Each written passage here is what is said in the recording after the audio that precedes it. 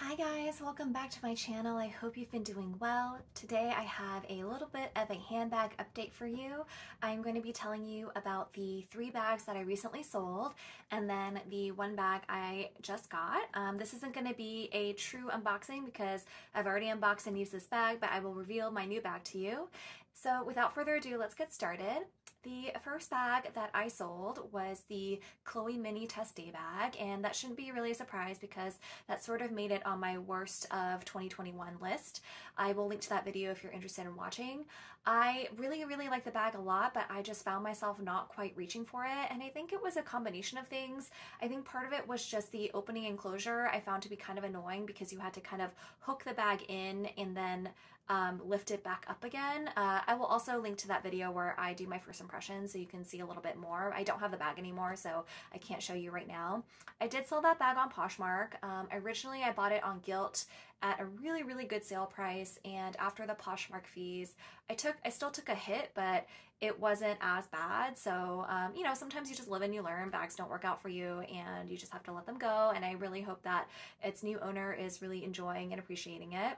I did get really good feedback from the buyer saying that, you know, she appreciated just me being patient, answering all her questions and adding more video on the condition of the bag. So that was really nice to hear, just so that she was able to really enjoy the bag and be really excited about getting it. And the second bag that I recently sold may come as a bit of a surprise to you guys. I ended up selling the YSL medium Lulu puffer bag. And yes, I have sung this bag's praises. The year that I got it, which I think was a few years ago, I used it so much and I just really enjoyed using that bag.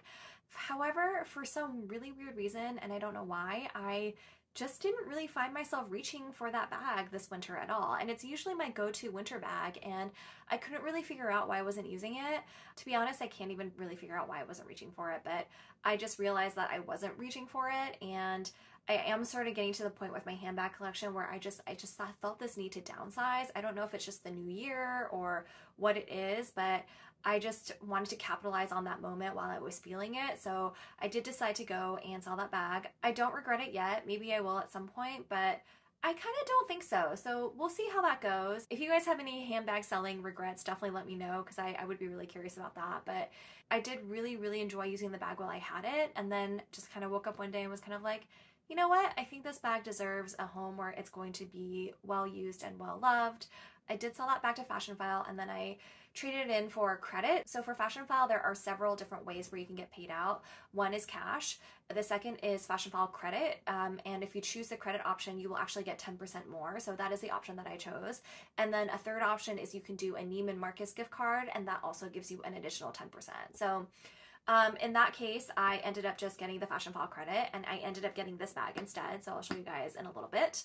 And then the third bag that I sold, also huge surprise to me, is I sold my Chanel iridescent beige walk. And I have a few videos about this, so I will link to those if you guys are interested in watching. When I first got that bag, I was in love. I never thought in a million years that I would sell that bag. And it's just because of that iridescent beige is so pretty, and that pearly resin CCs I just thought were so gorgeous. But I used that bag maybe 3 or 4 times, definitely not even 5 times. And overall, I think it's just because I realized that the walk style is not for me. The walk just doesn't fit what I need it to fit. I live in a city. I need to carry a little bit more things with me than, you know, if I lived in an area where I was driving everywhere and I could leave a few things in my car. And I already have a lot of bags that are more going out bags that can fit more than the walk can. So I just found myself reaching for those bags more. And even though I was just dying over the color, I'm not the kind of person that will collect a bag and not use it. I don't have the space to just kind of like leave a bag up for decoration. So for handbags, I really do need them to be functional enough for me to use it to justify keeping it. And for that reason, I ended up deciding to sell the bag, and it was in excellent condition. I did buy that bag brand new, but I bought it from someone who had bought it from a personal shopper. So at the time when I bought it in 2019, I think I paid $2,900 for it. I can't remember if the Chanel walk was like $2,800 $800 at that time retail. So, you know, I paid a little over retail on it, but I didn't pay tax. And so I sold that back to Fashionphile, and I ended up getting the Neiman Marcus credit this time. So I got an additional 10%. And I think I got over 3,100. I think it was like 3,150 or something like that. So I didn't necessarily make a profit in the sense that I am getting it back in the form of a credit, and that is a credit I'm going to need to use. For me, it was worth it because I just feel like I can use that credit for another handbag that I'm actually going to use a lot more than I did with the Chanel Walk. So that is my update on the 3 handbags that I recently sold, and now we can get into the reveal for the Celine handbag. I did buy this off of Fashionphile, and I think I got a really, really good deal out of it. So I used the credit I got from the YSL Lulu puffer bag, and on top of that I already still had I think $400 or $500 credit with them previously, and I saw this bag and I just absolutely fell in love with the color. And this bag was already 30% off of Fashionphile's price for it, which was still under retail for buying it brand new. And I'm pretty sure this color is discontinued, and as you can see, because it has the accent over the E, this is old Celine, not new Celine.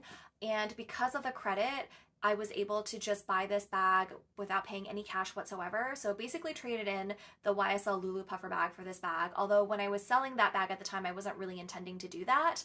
And I still have some credit left over with Fashionphile that I can use. So, so that was kind of nice, and the fact that I just wasn't actually paying anything. But here we go. So here is my new bag. And it is the Celine Box Bag, and this is the medium size, and I believe this color is called Lagoon.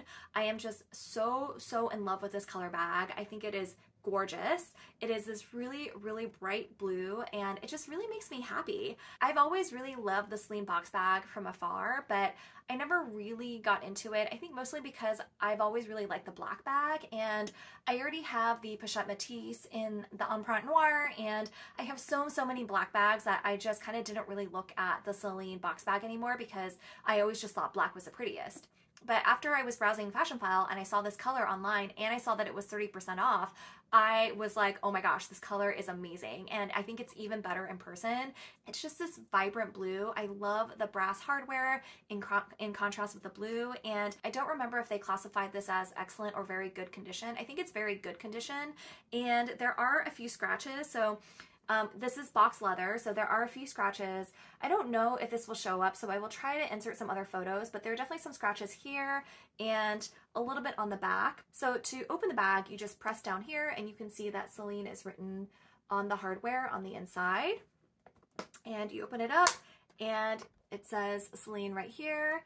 And let's see, I'm gonna take the strap out. It did come with its original tag, so let me see if it has the color. It says medium flat bag, color Lagoon. Here's the inside. It does have these compartments right here. So the main compartment here, a zipper compartment here, and then a smaller compartment here with 2 flat pockets right there and right there. And, you know, I have seen a few videos about this bag. I know this isn't a perfect bag. A lot of the complaints I've heard have been with the strap and just how sharp these edges are. And, you know, it is something that I've noticed in the weekend that I've been using it, but it's also something that I don't mind that much. So we'll see if that changes over time. And then the back is completely smooth. There are no pockets. I will just say that, and this was already disclosed on Fashionphile on their photos, but the only really significant wear that I can see besides the very, very faint scratches are, there's like a little mark right here. I guess you guys can see that. I'm not sure if that's glue residue or what that is, but it doesn't really bother me because it's on the inside of the bag, and I don't know if I'm going to try to wipe that out. I certainly wouldn't want to make it any worse, but there is a little mark there. Other than that, I think the bag is in really, really great condition. There are no flaws that I can see other than that, and just like I said before, just the very, very minor scratches on the box leather, which is going to be inevitable. I think that's just going to happen, but I also just really love how smooth it is, and I think that's just something you have to take with the bag if you want the box leather. I know they have the liege leather, I think it's called, which is slightly more grained, and I think it's a little bit less susceptible to scratching, but I don't know, this color just really did it for me, and I have not looked back. You can adjust the strap, but I kind of don't really feel like I need to. I usually will just wear this on the shoulder. It does sit very high crossbody for me, but that's okay. I don't mind that at all. I will probably do like a much more in-depth review after I've had this bag for a little bit longer. So if you're interested in that, stay tuned. And I will try to consider if there's another bag in my collection that I can maybe compare this to. So if you have any ideas, definitely let me know. But yeah, that is it. I just wanted to give you guys a quick update on the 3 bags I sold as well as my new bag. And oh, another kind of disappointing update. So I filmed my video last week about my new bracelet, which obviously I'm not wearing because I'm gonna wait to wear it until after my birthday. But something else happened that I'm really, really upset about is I lost my Tiffany's peace bracelet. So I normally wear it on my right hand and I always wear it right underneath my Cartier watch. And I don't know what happened. It was sometime last week. I was pretty much at home all day, except for in the evening I went to the gym and ran some errands. And I never take that bracelet off, like even in the shower. And when I was in the shower, I noticed that it was gone. And I was just so devastated, you guys. I can't even begin to tell you. I know material objects aren't everything, but it just really bummed me out because Peace is my mom's name and she got me that bracelet for my birthday last year. So I might replace that, but I'm really just kind of worried it's going to happen again. I think the problem is that bracelet was so delicate and thin that I just didn't even notice that it fell off. I think with something a little bit more substantial, I'm hoping this is the case with the Van Cleef, that if it were ever to fall off, I would notice immediately because it has some heft to it. But with the Tiffany's peace bracelet, it's just so thin and delicate, I just did not notice. And I'm feeling a little bit better about it now. I've certainly accepted that, but yeah, that was incredibly devastating, especially for something that I wear 24/7. And, you know, I don't always notice that I'm wearing it, especially if I have long sleeves, but I always notice it in the shower because I'm washing my arm and I always see it there. And so in the shower is when I first noticed that it was gone. I am feeling a little better about it now. Obviously, it's not as fresh. It happened a few days ago. Again, I don't know if I'm going to replace it or not. I still need to think about it. It wasn't that expensive. I think it was like around $400, you know, certainly not cheap, but it is something I could replace because it's just not as expensive as this bracelet or the Van Cleef bracelet.